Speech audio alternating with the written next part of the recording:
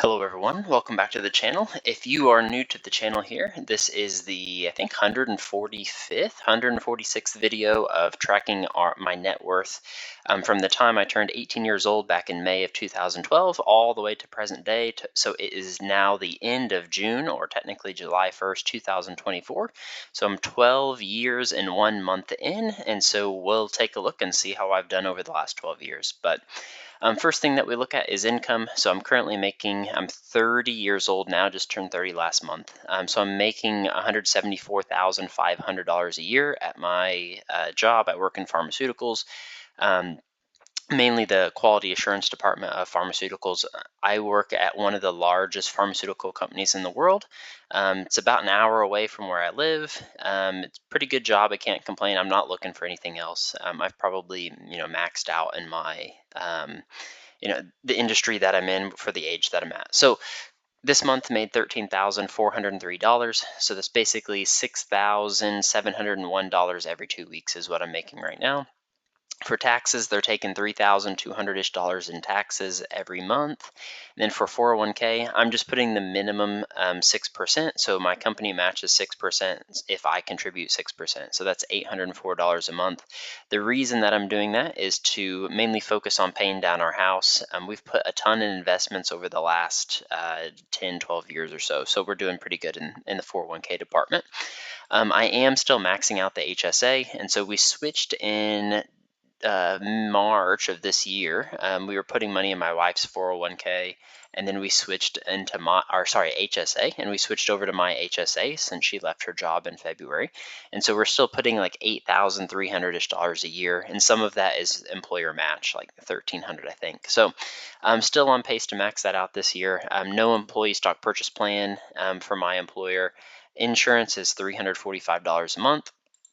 And then take home pay for me was $8,427. So pretty standard month, nothing too crazy. Some big milestones. I did finally cross over $1 million. So I have now made $1 million in gross income in my lifetime. So it took me 12 years and a month, 12 years and 2 months roughly to make $1 million. So yeah, kind of exciting milestone there.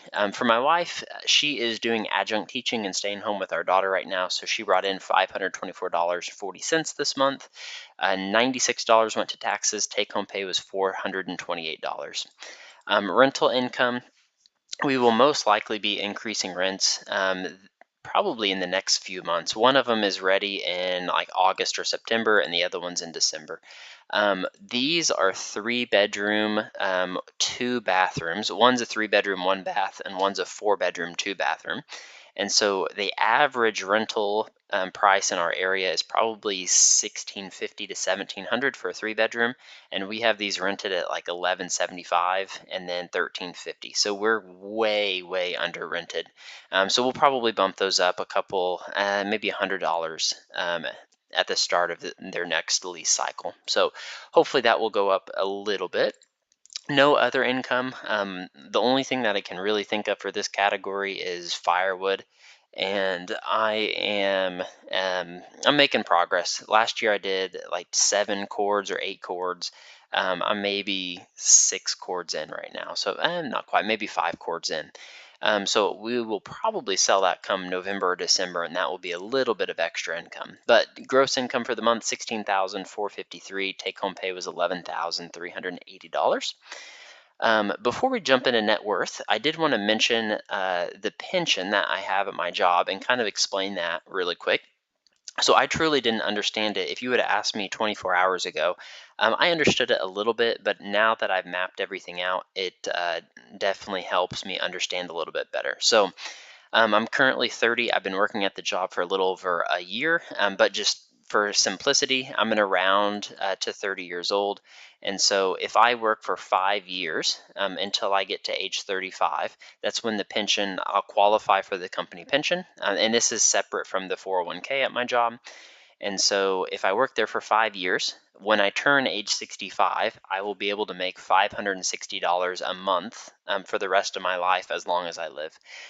Or I can take a reduced amount and make $521 a month, and that will have like survivorship benefits for my wife. So even if I pass away, my wife will continue to get this $521 a month for the rest of her life until she passes away.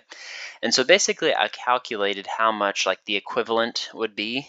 So I would need 167,000 to be producing $560 a month, and that's a 4% rate of return. And so essentially what I did was what kind of reverse engineer this and see, all right, if I am 30 years old today, how much would it I need to save every month to get to 165,000 by age 65? And I know I may lose a couple people here, but that's okay. So just for context, that would be roughly $104 a month I would need to save for about 5 years, and then let that compound for 30 years, and I should be somewhere around 167,000 at age 65. So the longer that I work at the company, the bigger my pension gets. So at 40 years of age, so if I work there for 10 years, I'll get 1,100 a month. If I work there for 20 years, I'll get 2,700 a month. If I work there for 30 years, 7,500 a month. If I work there for 35 years, it's 12,000 a month. So it really starts to make a huge difference once you hit like the 25, 30, 35 milestones, and you can actually go up to 72 or 40 years of employment there. But so essentially, if you reverse engineer this, it is all dependent on what you assume that you could get in another investment. So in my 401k, like Dave Ramsey always says, expect a 10% rate of return in the S&P 500. That may be true in the long term. I don't disagree. Right now, I think we're pretty high priced for the S&P 500, so I'm not sure if we're going to get 10% for the next 20 or 30 years, but I'm obviously just guessing. So if I assume that I would get a 10% rate of return and work there for 30 years, then that would be the equivalent of $646 a month or $7,700 a year. What really helps this though is if you assume a worse, like if your 401k, you're assuming that you're only going to get 6% for the next 30 years, then it's equivalent of $1,800 a month. So it's actually a pretty good program. A lot of the people that I work with have been there for 30 years and are just, waiting for their pension to hit their magic number. For me, it obviously helps. My salary is pretty good, and so it's all based on your salary. It's a percentage of your salary is what they contribute to this fund. And yeah, it's a payment for life. So it's just on top of your 401k. It's on top of Social Security if you get Social Security, on top of your IRAs. It's just something completely separate that the company does just to take care of their employees. So yeah, if you have any questions about pension, feel free to drop them in the comments below. But going into net worth for the month of June, so nothing crazy with properties. All they did was increase their 2% that they do each year, and so we've basically gained about 2,500-ish dollars in just appreciation from our property. Vehicles are all staying about the same. I've been checking Kelley Blue Book. They're not really changing that much, and we're not really throwing tons and tons of miles on them. So yeah, all of those are staying the same. Investments did really good this month. 401ks were up. S&P 500 was up. This is the highest our health savings account has been. So we're at almost $68,000 in our health savings account. And we really don't use this hardly ever. We're just, max it out every year. And I guess at some point in our life, we'll hopefully have this money here and use it if we need it, but hopefully we won't need it. For my 401k, again, I'm just putting 6% in there every month, and so it is up to $262,000 or $9,000 more than it was last month.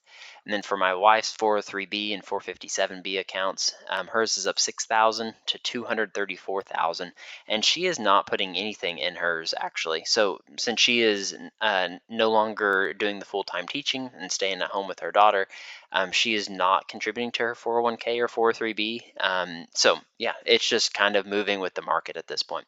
The only other thing I wanted to mention, I checked in somewhere around like June 22nd, 23rd on my 401k, and I had been invested in this Fidelity Growth Co K, I think it was called. Um, for probably the past like 6, maybe 7 years, and it has done phenomenal. Like there was a couple years, 4 or 5 years ago, it was doing like 100% per year for a couple years. For the last 3 or 4 years, it's been doing fine. It's been, maybe 15% a couple years, and then it was flat one year when we had that rough year in like I think 2022. But I checked in on the 22nd of June about a week ago, and I saw that like 20% of the fund was invested in Nvidia. And I don't know if that was an intentional from the fund manager. It mainly just invests in high growth companies. But yeah, 20% of the portfolio was just in Nvidia stock. And I had seen the news on what Nvidia was doing, and it's at like $3.3 trillion market cap. And so I had probably of 162,000 or 262,000, I bet I had 180,000 of that was invested in that one growth fund, and that has been for the past 7 years. And so I made the decision to sell the growth fund. Um, for me to have, like, let's say, I don't know what that would be, 40, $50,000 invested in Nvidia stock, a little bit too high risk for me. I know that I'm 30 years old, but that is a lot of money for me to put in Nvidia stock, and I'm more of a value-based investor versus like a speculative growth investor. So I made the decision to sell out of that. Right now, I'm just holding it in money markets, like 5.2% interest per year, and so I'll figure out another investment to put that in. But yeah, we have about 180,000 of this is just in a money market right now. But again, yeah, just too much risk for me. Nvidia just it has big shoes to fill, and I've not done a ton of research on it, but yeah, it just a little bit too speculative for me. So I sold that around June 20th, and since then it's actually came down quite a bit, which I'm glad I sold it when I did, but just got lucky there. So overall for investments, up about 16,000 compared to last month. So overall pretty good. We've not had a rough month for the stock market in a long time, almost a year it seems like. 381, 430, 462. 488, 512. I mean, every month. It looks like here in April we went down a little bit, but it's been a good year, honestly. So can't complain. For debts, this is our main goal right now, is just to knock out house number 6 here. So we made minimum payments on house number 5 and house number 7. Those are the two rental properties. They're probably valued somewhere in the range of 200,000. Again, in my area, there are 0 houses for sale under 200,000. Most of them are 220 to 240. It would be the cheapest house that you can find that you're probably gonna have to put 30 or $40,000 of work into. But yeah, these are both fixed 30 years at like 3.25% interest rate, something like that. Land. So my wife and I built our house that we live in right now in June of 2023. The house sits on 66 acres. It is our dream property, and I will live here for the rest of my life for sure. We bought the property 378,000, and so we're down to owing 190,000 on that. So made huge progress there. This one is on a 15-year fixed at 3.7%, I'm pretty sure. So this will be the next one that we knock out after house number 8. So when we built our house last year, about a year ago, interest rates were on the rise. We got a fixed rate at 5.25% interest. It originally was like 700 and something thousand. We'll check on that. It was 686,000 is what we owed when we moved in June of last year. And so since then we have paid that down to 427,000, but this is basically where we're putting all of our excess cash flow. So our goal has been for the past, I don't know, 6 or 7 months now. Anything we save over $40,000 in cash will just be put towards this mortgage. This was a rather rough month for us. So our income is a little bit reduced from my wife not working anymore.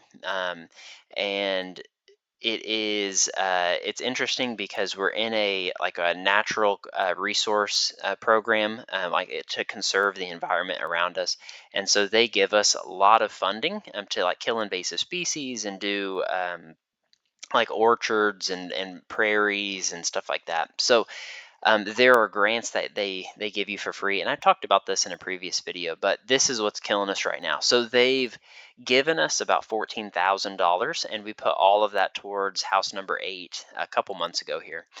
We've contracted out the work. You have to kill off 66 acres of invasive species, and there might be 10,000 invasive species in every acre, and so it is extremely time consuming.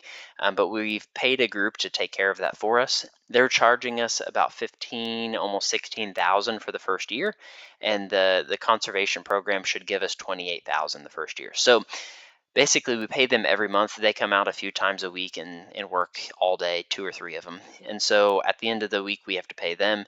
And so honestly, I'm surprised we had even saved anything this month. But we paid them like $3,000 this month, plus paid all of our mortgages, and then we didn't do anything crazy, vacations or anything like that. So we basically stayed flat. I think we saved $70 total that I put extra towards house number 8, but that was really it for the month. So I bet that they would have another 2 months, probably early September. They'll have killed enough invasive species for me to have the program come back out and check it.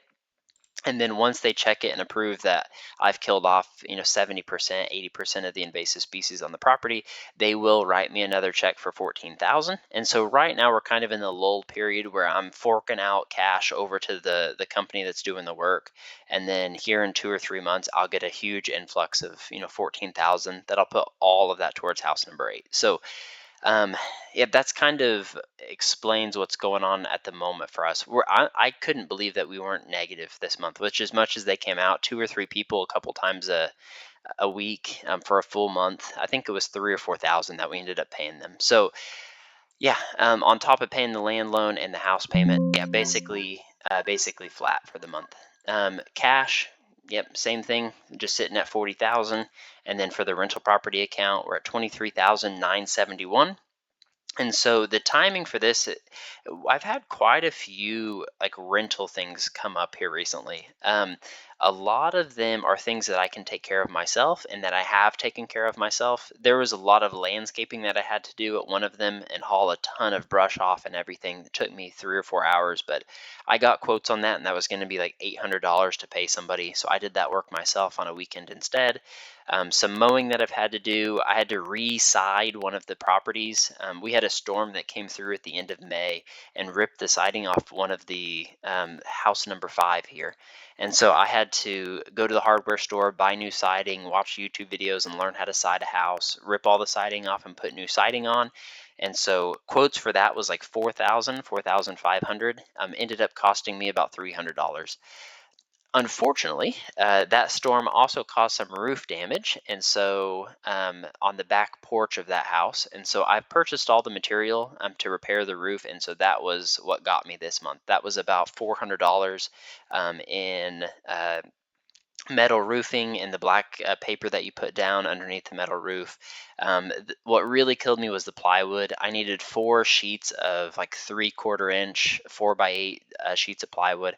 They were like $60 a piece, so that was $240 for 4 sheets of just plywood. So that was the main cost that got me this month for the rental account. But almost to 24,000, which I think is one of the highest amounts that we've ever been in for the rental account. We were at 23,000 back here in 2022. So yeah, things are looking good there. But total cash almost 64,000, and then net worth for the end of June is 1.5 million.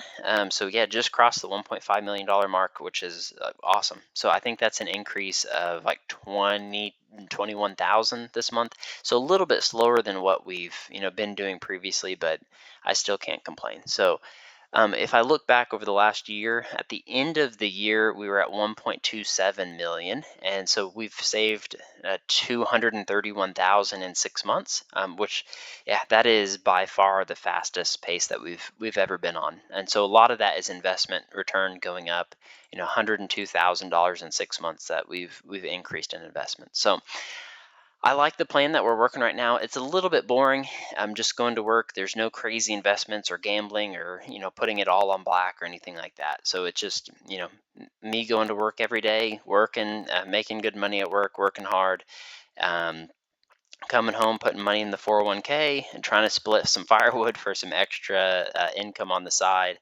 and yeah, just balancing a lot of stuff at the same time. But it seems to be working. I think we'll just keep knocking out debts. We should be fine for investment accounts. I was running some numbers, and even if we retire at age 50, so 20 years from now, if we have an 8% rate of return for the next 20 years, we should have like 4.5 million roughly. And so that should generate like 15 or 20, 15 and 16,000 a month. So even by age 50 and just the retirement account, like we should be fine. So, and that's just assuming I don't ever increase contributions and I don't get a pay increase. So yeah, we should be perfectly fine for investment. So we'll keep doing 6% there. But at this point in our life, I think we're ready to reduce or eliminate all the risk that we possibly can. And so for us, that basically looks like just paying off debt, which is a little bit boring, and it's just 1 month at a time. But I don't think paying off debt is supposed to be a thrilling experience. So yeah, so to conclude the video, at the end of June here, we're at $1,501,000. That was an increase. I forgot to mention it actually. That was an increase of 21,000 compared to last month. And our goal right now is to have $4 million by 40 years old. So that's about just under 10 years away from us. And we are $468,000 ahead of that goal pace of having $4 million by 40 years old. So we we did pretty good this month, honestly. Not the best month compared to the last 6 months or so, but we still increased that pace on the 4 million by 40. So yeah, we'll just keep working hard, keep going to work. I will try to find something to invest in for my 401k that's not, crazy high prices and stuff. And yeah, we will talk to everybody in the next video in July. So thank you all for watching the video. Be sure to like, comment, subscribe. Last month's and next month's videos are on the screen now. And as always, if you have any questions, please comment them down below. Thanks everybody, and we'll see you in the next video.